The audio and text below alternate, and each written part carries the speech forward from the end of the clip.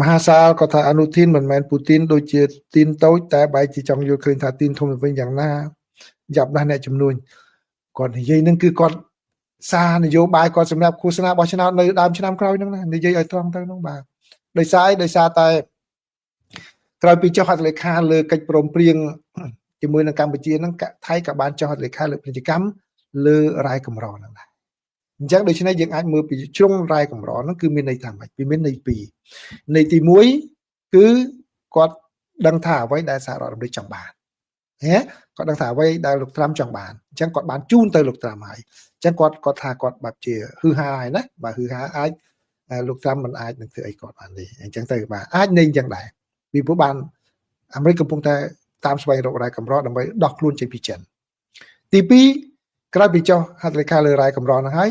ពលរដ្ឋរបស់គាត់តវ៉ាប្រឆាំងច្រើនប្រឆាំងនឹងរ៉ែកម្រហ្នឹងបាទអញ្ចឹងដូច្នេះគាត់ត្រូវថ្លឹង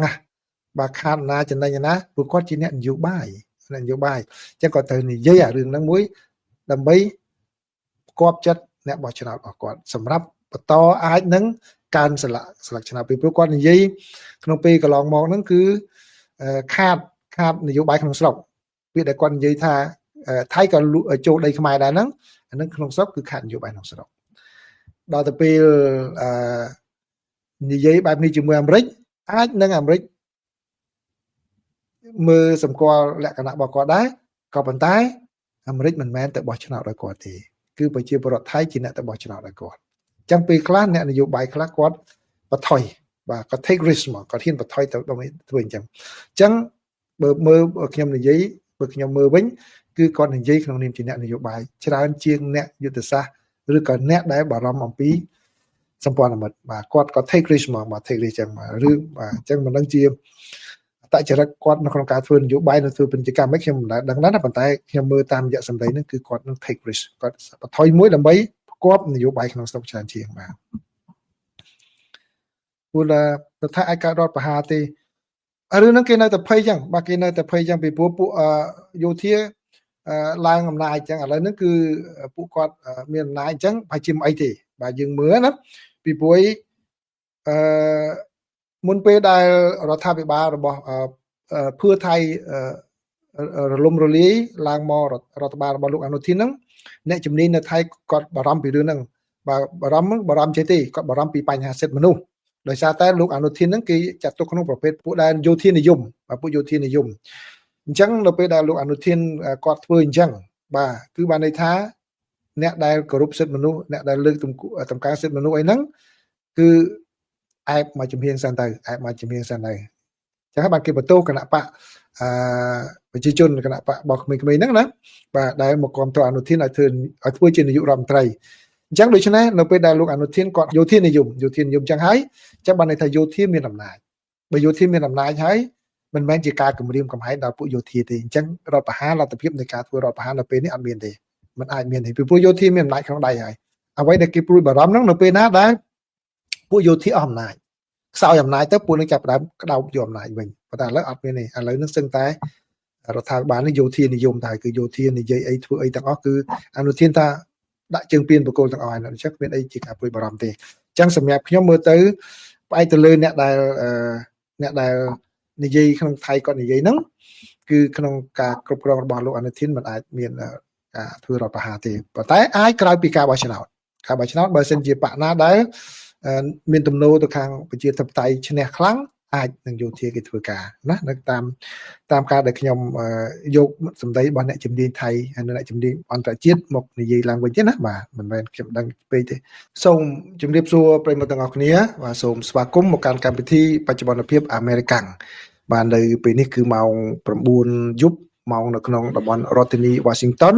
នៅថ្ងៃសុក្រទី14ខែវិច្ឆិកាឆ្នាំ2025ដោយឡែកនៅក្នុងប្រទេសកម្ពុជាវិញគឺថ្ងៃសៅរ៍ទី15វិច្ឆិកាឆ្នាំ2025នៅក្នុងកម្មវិធីបច្ចុប្បន្នភាពអាមេរិកាំងខ្ញុំសូមសម្ដង់យកព័ត៌មានចំនួន5មកជម្រាបជូនប្រិយមិត្តទាំងអស់គ្នាបាទទី1គឺសេតវិមានបានឲ្យដឹងថាលោកប្រធានាធិបតី Donald Trump បានពិភាក្សាអំពីបញ្ហាតានតឹងរវាងកម្ពុជានិងថៃជាមួយនឹងមេដឹកនាំកម្ពុជាថៃហើយនិងម៉ាឡេស៊ីព័ត៌មានទី2គឺ រដ្ឋបាលលោកប្រធានាធិបតី Donald Trump លែងយកពន្ធគយលើទំនិញគ្រឿងឧបភោគបរិភោគមួយចំនួនដោយចាប់ផ្ដើមចូលជាធរមានតាំងពីយប់ថ្ងៃប្រហ័សម្សិលមិញដោយសារតែមានបញ្ហាជីវភាពប៉ះពាល់ទៅដល់ពលរដ្ឋអាមេរិកាំងហើយព័ត៌មានទី3គឺការតវ៉ាប្រឆាំងនឹងការអនុវត្តច្បាប់អន្តោប្រវេសន៍នៅទីក្រុង Chicago បានក្លាយទៅជាហិង្សារហូតដល់មានរបួសប៉ូលីសមន្ត្រីប៉ូលីសនៅទីនោះហើយអ្នកតវ៉ាប្រមាណជា21នាក់ត្រូវបានចាប់ខ្លួននិងព័ត៌មានទី4គឺសហរដ្ឋអាមេរិកបានអនុម័តលក់ឲ្យនៅសម្ភារៈយោធាដែលមានតម្លៃប្រមាណជា$330 លានទៅឲ្យដែនកោះតៃវ៉ាន់នេះគឺជាការអនុម័តលក់លើកទី1នៅក្នុងរដ្ឋបាលរបស់លោកប្រធានាធិបតី Donald Trump នៅអាណត្តិទី2នេះហើយបន្តទៀតនេះគឺអាចនឹងមានការលក់មកព័ត៌មានទី5នេះគឺអាចនឹងមានការលក់យន្តហោះចម្បាំងប្រភេទ F-35 ទៅឲ្យប្រទេសសាអូឌីអារ៉ាប៊ីផងដែរនេះបើតាមសេចក្តីរាយការណ៍របស់សារព័ត៌មាន Bloomberg ដែលទីភ្នាក់ងារសារព័ត៌មាន Reuters បានយកមករាយការណ៍ហើយពិធីនេះអាចនឹងសម្រេចនៅថ្ងៃអង្គារសប្តាហ៍ក្រោយនៅពេលដែលព្រះរាជទាយាទនៃប្រទេសសាអូឌីអារ៉ាប៊ីជួបជាមួយនឹងលោកប្រធានាធិបតី Donald Trump នៅសេតាវិមានបាទនេះជាព័ត៌មានសំខាន់ដែលខ្ញុំរៀបចំជូនប្រិយមិត្តទាំងអស់គ្នាហើយព័ត៌មានទី1នេះខ្ញុំបានជូនជា breaking news ជូនទៅដល់ប្រិយមិត្តបើសិនជាអ្នកណាតាមនៅ Facebook របស់ខ្ញុំបានដឹងហើយណាហើយគឺតាមសេចក្តីរាយការណ៍របស់ទីភ្នាក់ងារសារព័ត៌មាន Reuters ដោយដកស្រង់ពីប្រភពខាងសេតាវិមានគឺបានដោយដឹងថាសេតាវិមានរបស់សហរដ្ឋអាមេរិកបានបញ្ជាក់ថានៅថ្ងៃសុក្រនេះលោកប្រធានាធិបតីសហរដ្ឋអាមេរិកលោក Donald Trump បានសន្ទនាតាមទូរស័ព្ទជាមួយនឹងមេដឹកនាំកម្ពុជានិងថៃបាទដើម្បីស្វែងរកវិធីយ៉ាងណាសម្របសម្រួលរវាងប្រទេសទាំងពីរនេះក្រោយពីមានការផ្ទុះហិង្សាជាថ្មីនៅតាមបណ្ដោយព្រំដែនរវាងប្រទេសទាំងពីរហើយបើយោងតាមទីភ្នាក់ងារសារព័ត៌មាន Reuters បានឲ្យដឹងថាលោកការសន្ទនារបស់លោក Trump គឺកើតមានឡើងក្រោយពីប្រទេសថៃបានព្យួរឬក៏ផ្អាកការអនុវត្តបទជុំបាញ់គ្នាដែលសហរដ្ឋអាមេរិកបានជួយសម្របសម្រួលឲ្យកើតមានឡើងហើយក៏បានទាមទារឲ្យប្រទេសកម្ពុជា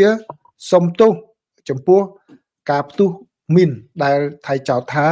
គឺជាមីនថ្មីដែលកម្ពុជាជាអ្នកដាក់ក៏ប៉ុន្តែប្រទេសកម្ពុជាបានបដិសេធថាខ្លួនមិនបានដាក់នោះទេបាទលោក Trump បើយោងតាមសេតាវិមានឲ្យបានឲ្យដឹងថាលោកប្រធានាធិបតី Donald Trump ក៏បានសន្ទនាគ្នាជាមួយនឹងលោក Anwar Ibrahim ដែលជានាយករដ្ឋមន្ត្រីនៃប្រទេសម៉ាឡេស៊ីផងដែរហើយដោយឡែកការសន្ទនានេះខ្ញុំក៏បានជូនជា breaking news ភ្លាមដែរនៅពេលលោក Anwar Ibrahim បានបង្ហោះតាមបណ្ដាញសង្គម Facebook របស់លោកដែលបានបញ្ជាក់ថាលោកបានសន្ទនាគ្នាជាមួយនឹងលោកប្រធានាធិបតី Donald Trump ដែលនៅក្នុងនោះគឺលោកនាយករដ្ឋមន្ត្រីបានបញ្ជាក់ថាលោកបានជម្រាបទៅដល់លោកប្រធានាធិបតី Donald Trump ហើយបានបង្ហាញនៅចេតនានឹងការត្រៀមខ្លួនរបស់ម៉ាឡេស៊ីនៅក្នុងការជួយសម្របសម្រួលជាថ្មីម្ដងទៀតរវាងប្រទេសទាំងពីរដើម្បីធ្វើយ៉ាងណាឲ្យការអនុវត្តកិច្ចព្រមព្រៀងដែលបានចុះហត្ថលេខាក្នុងពេលកន្លងមកទាំងនៅចុងខែកក្កដាក្តីនៅចុងខែតុលាក្តីឲ្យសម្រេចបានជោគជ័យហើយធ្វើឲ្យប្រទេសកម្ពុជានិងថៃនេះវិលមកស្ថានភាពប្រក្រតីឡើងវិញបាទនេះគឺជាសេចក្តីរាយការណ៍របស់សារព័ត៌មាន Reuters ក៏ដូចជាការបង្ហោះតាម Facebook ផ្ទាល់ខ្លួនរបស់លោក Anwar Ibrahim ផងដែរដោយឡែកខាងកម្ពុជាវិញគឺមេដឹកនាំកម្ពុជាលោកហ៊ុនម៉ាណែតដែលជានាយករដ្ឋមន្ត្រីលោកក៏បានបង្ហោះសារតាមបណ្ដាញសង្គម Facebook របស់លោកដែរអំពីការជួបសន្ទនាតាមទូរស័ព្ទជាមួយនឹងលោកប្រធានាធិបតី Donald Trump ថែមទាំងលោកបានបញ្ជាក់អំពីជំហររបស់កម្ពុជាបាទខ្ញុំសូមដកស្រង់ខ្លះនៅអ្វីដែលលោកហ៊ុនម៉ាណែតបានសរសេរនៅក្នុងបណ្ដាញសង្គម Facebook ពីពួកខ្ញុំបានជូនជា breaking news ហើយប្រិយមិត្តអាចទៅយកពីកន្លែងនោះបានគឺបើតាមលោកហ៊ុនម៉ាណែតនៅក្នុងការសន្ទនានោះបាទគឺលោកបានបញ្ជាក់អំពីការវិវត្តសភាពការតាមព្រំដែនរវាងកម្ពុជាហើយនិងថៃហើយលោកក៏ជំរុញបាទក្នុងបំណងរបស់លោកគឺចង់ជំរុញឲ្យការអនុវត្តកិច្ចព្រមព្រៀងនឹងឲ្យបានជោគជ័យហើយលោកជារាជការនោះបានថ្លែងអំណរគុណលោកប្រធានាធិបតីសហរដ្ឋអាមេរិក ទូ Donald Trump ដែលជាអ្នកជួយផ្ដួចផ្ដើមឲ្យសម្របសម្រួលឲ្យមានបទជបាញ់គ្នាក្នុងពេលកន្លងមកហើយនឹងជាសំខាន់គឺសម្រេចបាននៅបាទសេចក្តីថ្លែងការណ៍រួមឬក៏ការថាកិច្ចព្រមព្រៀងសន្តិភាពទីក្រុងកូឡាឡាំពួរដើម្បីស្វែងរកមិត្តភាពសន្តិភាពយូរអង្វែងរវាងប្រទេសថៃនិងប្រទេសកម្ពុជាហើយនៅក្នុងសារនោះលោកហ៊ុនម៉ាណែតបានបញ្ជាក់ថាលោកក៏បានបញ្ជាក់ជាថ្មីអំពីការប្រកាន់ខ្ជាប់យ៉ាងម៉ឺងម៉ាត់របស់កម្ពុជាក្នុងការបន្តអនុវត្តតាមស្មារតីសេចក្តីថ្លែងការណ៍រួមទីក្រុងកូឡាឡាំពួរនិងសង្ឃឹមថាភាគីទាំងពីរនឹងបន្តធ្វើការជាមួយគ្នាស្របតាមគោលការណ៍និងយន្តការទ្វេភាគីដែលបានឯកភាពគ្នារួមទាំងការដោះមានមនុស្សធម៌តាមបណ្ដោយព្រំដែនបាទគឺកម្ពុជានៅតែបញ្ញាអនុវត្តតាមសេចក្តីប្រកាសរួមនោះដដែលហើយបើតាមលោកហ៊ុនម៉ាណែតគាត់បានបញ្ជាក់ឲ្យដឹងថាលោកប្រធានាធិបតីត្រាំណាក៏បានបញ្ជាក់អំពីជំហររបស់លោកប្រធានាធិបតីដែលចង់ឃើញមានសន្តិភាពស្ថិតស្ថេររវាងប្រទេសកម្ពុជានិងថៃបាទគឺលោកត្រាំលោកមិនចង់ឲ្យមានការផ្ទុះអាវុធឡើងវិញទេបាទហើយលោកតាមដានការងារនេះយកចិត្តទុកដាក់លោកមិនបានបោះបង់ចោលទេមិនមែនដូចដែលអ្នកក្នុងពេលកន្លងមកអ្នកខ្លះចោទថាឥឡូវនេះគាត់ទៅថតរូបនឹងហើយចាប់គាត់ភ្លេចទេមិនមែនទេគឺលោកប្រធានាធិបតីនៅតែតាមដានយកចិត្តទុកដាក់ទៅលើបញ្ហានេះហើយលោកហ៊ុនម៉ាណែតក៏បានបញ្ជាក់ជាចុងក្រោយតាមសារ Facebook របស់លោកថាកម្ពុជាបន្តរក្សាជំហរក្នុងការដោះស្រាយបញ្ហាព្រំដែនដោយសន្តិវិធីដោយអនុលោមតាមគោលការណ៍និងយន្តការដែលបានឯកភាពគ្នាកន្លងមកដើម្បីដោះស្រាយបញ្ហាព្រំដែនកម្ពុជាថៃនិងកសាងសន្តិភាពយូរអង្វែងរវាងប្រទេសទាំងពីរបាទនេះគឺជាការវិវត្តដ៏វិជ្ជមានមួយពីខាងម៉ាឡេស៊ីពីខាងកម្ពុជាពីខាងសហរដ្ឋអាមេរិកប៉ុន្តែនៅពីខាងភាគីថៃខ្ញុំដោយស្មោះត្រង់ខ្ញុំមិនទាន់បានចូលទៅមើលនៅឡើយទេសង្ឃឹមថាមានការវិវត្តខ្ញុំនឹងធ្វើបច្ចុប្បន្នភាពជាបន្តបន្ទាប់ជូនប្រិមិត្តហើយក៏ដូចជានឹង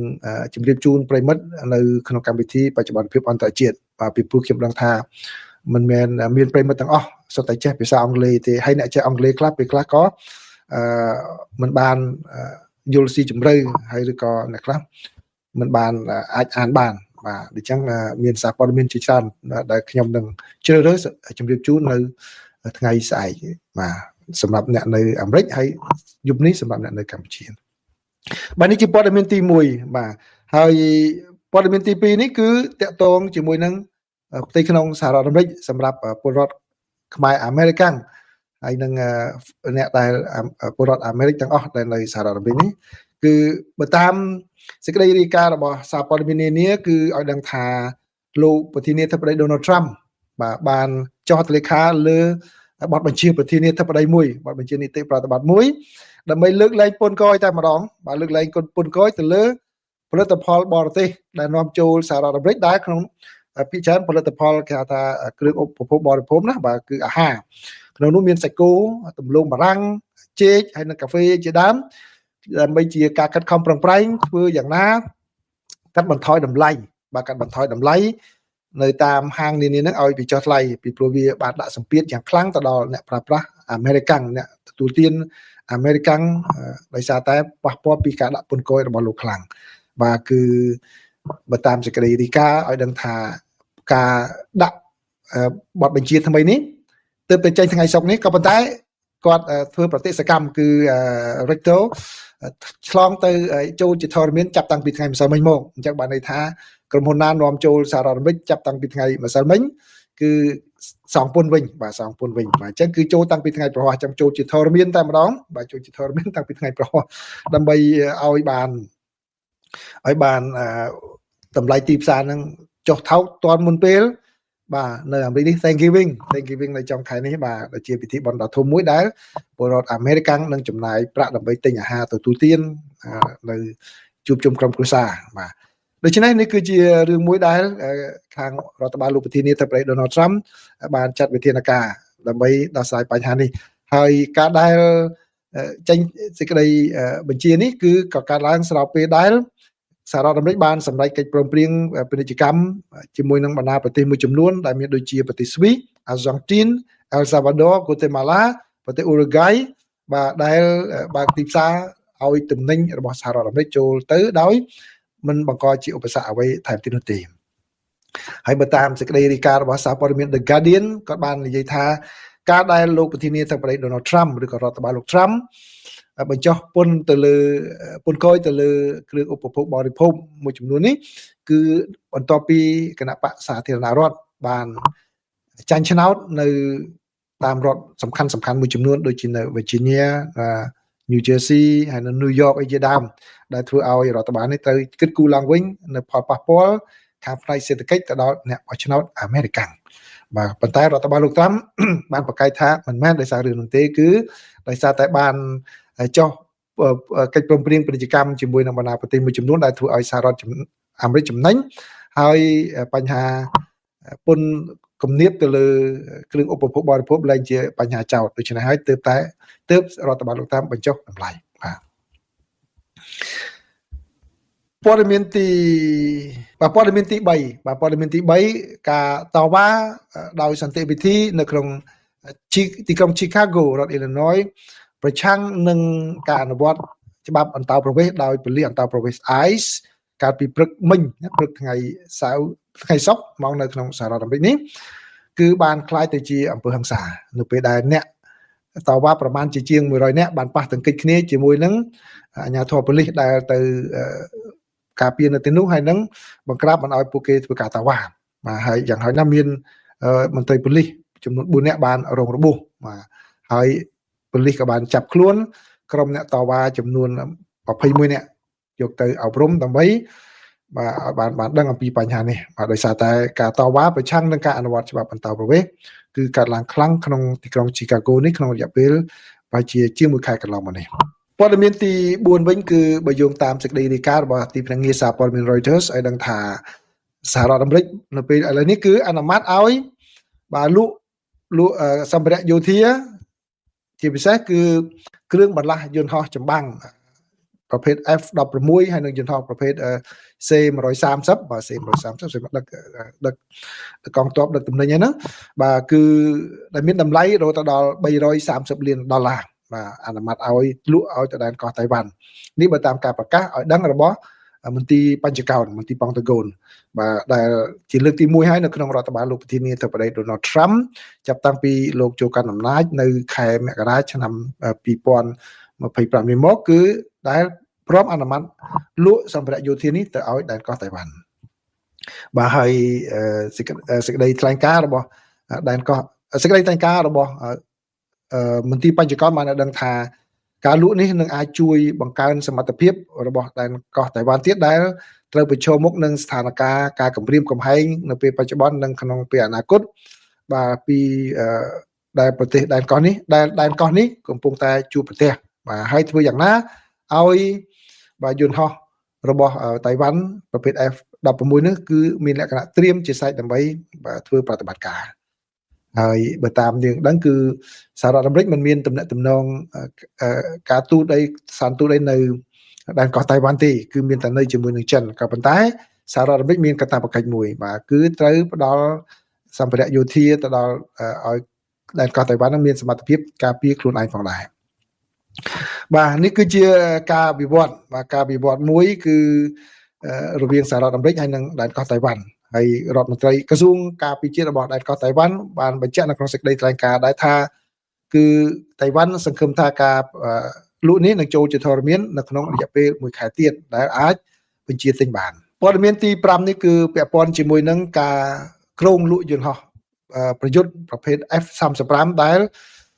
សហរដ្ឋអាមេរិកកម្រលក់ឲ្យប្រទេសណាក្រៅពីប្រទេសដែលជាសម្ព័ន្ធមិត្តជិតស្និទ្ធខ្លាំងណាស់បាទគឺលោកបើតាមសេចក្តីរាយការណ៍គឺឲ្យដឹងថាលោកប្រធានាធិបតី Donald Trump រំពឹងថានឹងសម្រេចកិច្ចព្រមព្រៀងជាមួយនឹងព្រះរាជទាយាទគឺព្រះម្ចាស់ Mohammed bin Salman នៃប្រទេសសាអូឌីអារ៉ាប៊ីដើម្បីទិញយន្តហោះចម្បាំងប្រភេទ F35 យន្តហោះនេះគឺជាយន្តហោះប្រភេទបំបាំងកាយនេះបើតាមសេចក្តីរាយការណ៍របស់ទូរទស្សន៍ Bloomberg រាយការណ៍នៅថ្ងៃសុក្រនេះដោយដកស្រង់ពីប្រភពសេតាវិមានក៏ប៉ុន្តែទីភ្នាក់ងារសារព័ត៌មាន Reuters ក៏តាក់ទងទៅដែរមិនមានអ្នកណាបញ្ជាក់នោះទេបាទគឺបើយកតាមសេចក្តីរាយការណ៍នេះឲ្យដឹងថាលោកប្រធានាធិបតី Donald Trump និងព្រះម្ចាស់រាជទាយាទគឺមានផែនការនឹងចុះហត្ថលេខាទៅលើកិច្ចព្រមព្រៀងសេដ្ឋកិច្ចនិងការពារជាតិក្នុងអំឡុងពេល ព្រះរាជដំណើរទស្សនកិច្ចរបស់ព្រះអង្គមកសេតវិមានដែលគ្រោងនឹងធ្វើឡើងនៅថ្ងៃអង្គារសប្តាហ៍ក្រោយនេះបើតាមសេចក្តីរាយការណ៍របស់ Bloomberg ហើយ Reuters ក៏ថាគាត់មិនទាន់បានទទួលការបញ្ជាក់នេះយ៉ាងច្បាស់ពីខាងសេតវិមាននៅឡើយទេបាទសូមអរគុណប្រិយមិត្តទាំងអស់គ្នានេះគឺជាព័ត៌មានសំខាន់ពាក់ព័ន្ធជាមួយនឹងសហរដ្ឋអាមេរិកដែលខ្ញុំយល់ថាមានសារៈសំខាន់សម្រាប់ប្រិយមិត្តស្វែងយល់អញ្ចឹងអរគុណប្រិយមិត្តច្រើនដែលចូលមកទទួលស្ដាប់ព័ត៌មានដែលខ្ញុំចែករំលែកនេះបាទសូមអរគុណសូមជម្រាបលាបាទ